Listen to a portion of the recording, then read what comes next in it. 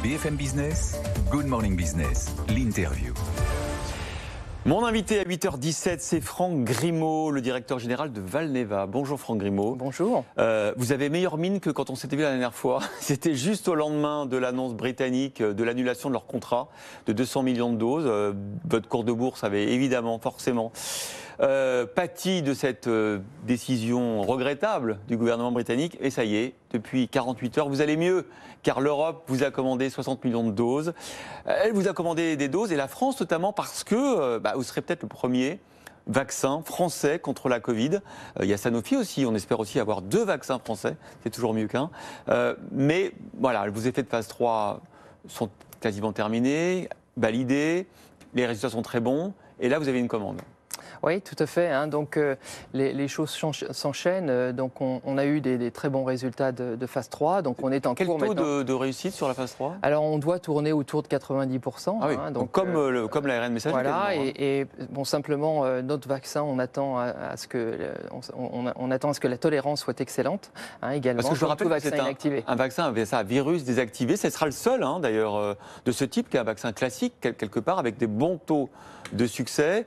Et vous dites qu'il est particulièrement bien toléré dans les essais, c'est ça ? Absolument. Nos résultats de tolérance, de safety, sont excellents, comme en fait similaires à tout vaccin inactivé. Et donc c'est la raison pour laquelle, dans cette deuxième phase, on pense que à la fois l'efficacité, mais aussi la tolérance vont beaucoup compter pour le public. Donc vous n'arrivez pas après la bataille, là ? Non, absolument pas. D'une certaine manière, malheureusement, maintenant, on est dans un effort au long cours, avec une première dose de rappel, probablement des rappels annuels à venir, et donc on pense que notre vaccin va avoir un rôle vraiment très très important. Alors vous avez 2 combats à mener quand même, parce que vous arrivez quand même après évidemment les vaccins de Moderna et de Pfizer. 2 combats, d'abord convaincre ceux qui n'ont pas voulu se faire vacciner de le faire, peut-être avec l'argument que vous venez d'évoquer, de dire nous on n'est pas de l'ARN messager, c'est une technologie plus rodée, et donc peut-être que les gens qui avaient cette appréhension contre l'ARN peut-être vont choisir votre vaccin. Et après il y a le rappel. Alors la question c'est, quand je me suis fait vacciner par Pfizer ou Moderna, est-ce que j'ai pas intérêt à continuer sur Pfizer et Moderna ? Alors, notre objectif, justement, c'est de démontrer dans les mois à venir et d'obtenir les autorisations, non seulement sur l'ensemble de la population adulte, les adolescents, les enfants, mais également les rappels vis-à-vis de notre propre vaccin, mais aussi vis-à-vis des autres vaccins, pour que les gens puissent choisir, en fait, même s'ils ont été vaccinés avec un vaccin vecteur viral ou mRNA, qu'ils puissent, si on en a l'autorisation, se vacciner avec notre vaccin en rappel. Question très simple, est-ce que c'est plus ou moins efficace d'avoir un vaccin qu'on appelle un rappel hétérologue, c'est-à-dire différent du précédent vaccin ?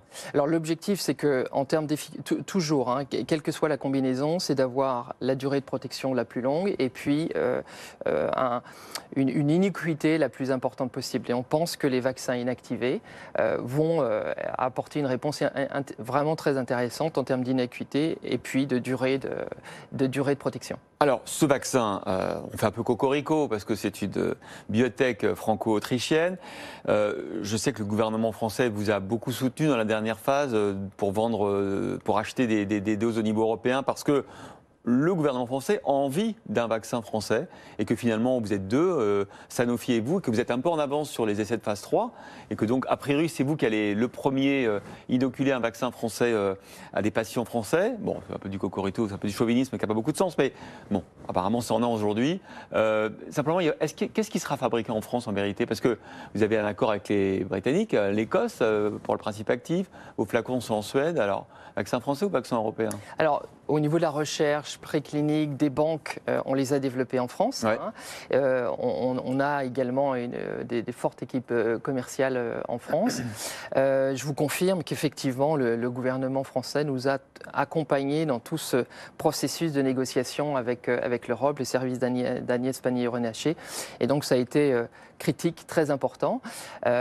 Et effectivement, dans l'avenir, on aura la matière active qui qui va être produit en partie chez un sous-traitant sur le continent européen, en partie en Europe, fill and finish fait en Suède, et puis contrôle qualité en Autriche. Donc vous voyez, toutes nos installations en fait sont impliquées sur ce vaccin. Alors on va parler de Valneva, de son histoire et du futur, parce qu'il y a eu cette bourrasque, cette tempête dont a notamment pâti votre cours de bourse. Et là j'ai regardé, finalement ça y est, on est à plus de 20 €, au-dessus du niveau même d'avant la crise britannique.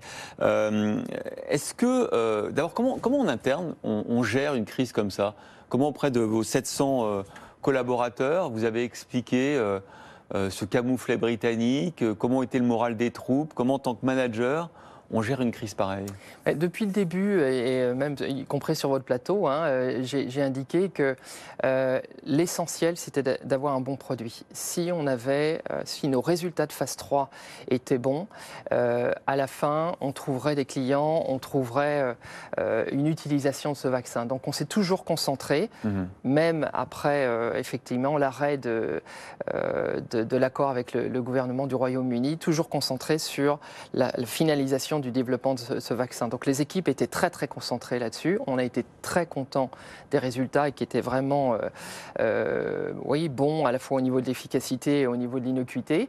Et puis ensuite, on savait qu'en parallèle on négociait, on allait normalement aboutir avec l'Europe. Et puis on pense qu'il y a d'autres pays qui vont prochainement également, avec lesquels on va prochainement conclure. Donc évidemment, les équipes sont très très contentes des résultats qu'on a pu délivrer. D'autres pays, ça peut être par exemple les États-Unis? Alors pour les États-Unis, aujourd'hui, on n'a pas encore commencé l'enregistrement. D'accord, ça prendra du temps. Et voilà, ça prendra plus de temps. Non, il y a d'autres pays qui peuvent accepter sur la base d'un enregistrement européen, qui peuvent être intéressés par notre vaccin, donc sur différents continents. Alors, l'avenir de Valneva, c'est quoi? Vous avez pas mal de projets D'abord, vous avez des vaccins contre l'encéphalite japonaise et le choléra qui existent déjà. Puis vous avez des développements, notamment la fameuse maladie de Lyme, qui s'attrape via les tiques, et le chikungunya. Est-ce que vous êtes une entreprise de vaccins? Vous êtes plus généralement dans l'avenir une entreprise, une biotech, une entreprise pharmaceutique?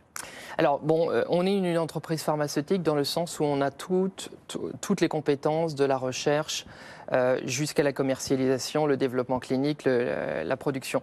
Mais c'est vrai qu'on est un pure player dans le domaine du vaccin. Et notre avenir, on l'entend rester pure player spécialisé dans le domaine du vaccin, à la fois sur le vaccin du voyageur, sur le Lyme. Vous savez qu'on a un accord exclusif avec Pfizer. Et puis là, on ouvre avec le Covid un nouveau champ d'application. Et donc notre objectif, ces 3 programmes avancent très bien. On a maintenant 2 programmes qui ont délivré des bons résultats de phase 3, qui sont en cours d'enregistrement. Le Lyme va passer en phase 3 l'année prochaine. On espère que Pfizer va commercialiser ce vaccin dès 2025. Donc effectivement, la société est en train de changer de taille et changer de dimension.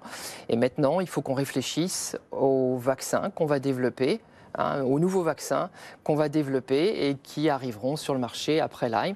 Mais vous savez déjà va rester dans le domaine. Sur quoi vous allez travailler? Alors il y a un certain nombre d'idées. Pour l'instant, on n'a pas communiqué dessus, mais on va rester dans le domaine anti-infectieux, soit antiviral ou antibactérien. On va voir. Est-ce que vous allez faire un peu d'ARN ou est-ce que vous estimez qu'il y a de la place pour autre chose et que c'est trop tard d'aller sur l'ARN messager? Non, c'est pas trop tard. C'est vrai que cette crise a démontré que l'ARN était une technologie qui pouvait être pertinente dans certaines indications. Notre mode de travail, ça a toujours été d'identifier des maladies sur lesquelles il n'y avait pas de vaccin. Il y avait des besoins médicaux, il n'y avait pas de vaccin. Et ensuite, on est assez agnostique en termes de technologie. On peut utiliser les vaccins inactivés, vivants atténués, et le mRNA sera maintenant... c'est le mRNA l'ARN, excusez-moi, sera également un des outils dans la palette qu'on va pouvoir utiliser également. Bon, la mésaventure britannique, c'est oublié ou vous demandez des comptes? J'ai vu que vous demandiez des excuses. Déjà, vous voulez des excuses publiques du gouvernement britannique. Et puis, est-ce que vous demandez des sous aussi? Est-ce que vous êtes en train de négocier une compensation?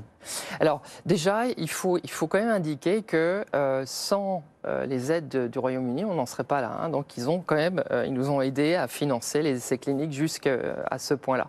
Ensuite, on a un accord qui était très précis avec eux, et puis il y a une sortie. Parce qu'ils vous ont accusé, pour dénoncer le contrat, de ne pas être à la hauteur des résultats. Or, vous avez montré quelque temps après, avec les essais de phase 3, que vous l'étiez. Voilà, alors l'argument principal, c'était qu'on était en retard de livraison.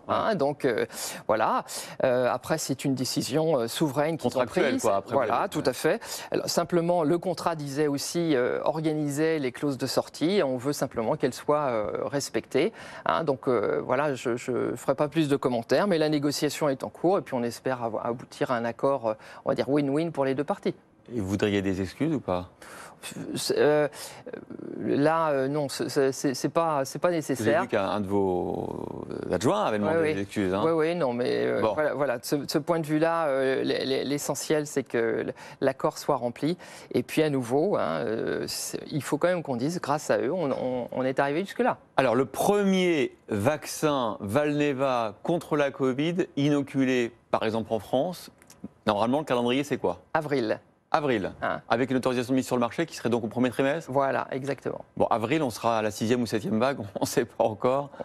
Oui, on va vivre avec cette épidémie longtemps, selon vous ? C'est vrai que ça va probablement se transformer un peu comme la grippe, vous voyez, où il y a une vaccination annuelle. Et donc, on verra dans l'avenir si, effectivement, il faut se vacciner tous les 6 mois. On l'espère vraiment pas. C'est une possibilité, ça, tous les 6 mois ? On espère que, entre autres pour notre vaccin, on puisse avoir des durées en fait de protection plus longues, et puis donc une vaccination qui soit annuelle, soit biannuelle. Ça sera peut-être l'un de vos arguments de vente, si vous démontrez par les études cliniques que les anticorps sont actifs pendant plus de 6 mois, peut-être 1 an ? C'est bien l'objectif. C'est peut-être la possibilité que vous pourriez offrir ? C'est ce que montrent les premiers résultats ? Alors, c'est les datas qu'on est en train de générer. Donc, comme d'habitude, comme la phase 3, on est dans un métier où ce sont les datas qui parlent, et donc on y travaille. Nous laisserons les datas parler pour savoir si le vaccin de Valneva dure 1 an, contrairement aux autres qui peut-être durent 6 mois. Bon, on ne va pas s'avancer, mais c'est une piste. Merci